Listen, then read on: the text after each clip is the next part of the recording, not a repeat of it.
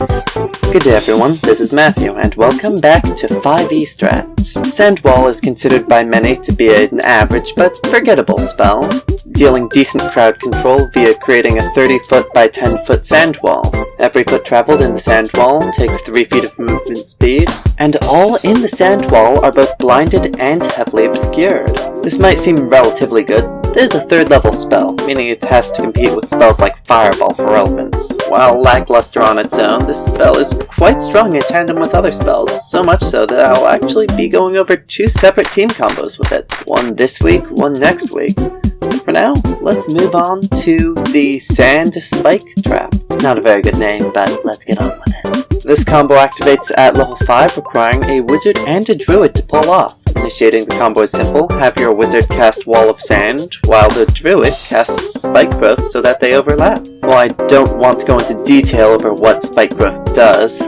what's important is that it affects a 20-foot radius, and wherever it touches counts as difficult terrain, thus cutting movement speed across it in half. In tandem with the sand wall, this means it would take 30 feet of movement to move 1 square.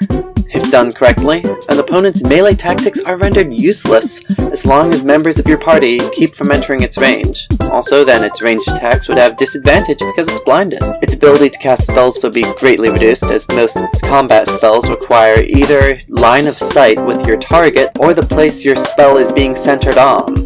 And while being blinded, it can do neither.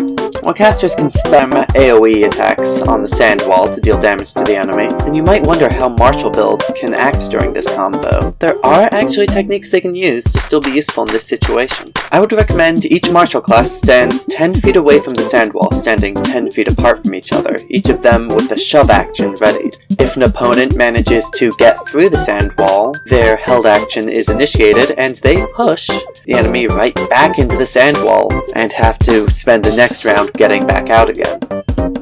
I hope you found this combo useful, or at least had a good time hearing about it. Please be sure to like and subscribe. I could use more dopamine rushes in my life. I also have a Twitter, in which I will be posting some things I cut out of this video. Some quite interesting things, but that would ruin the flow of this, so yeah, check that out as well.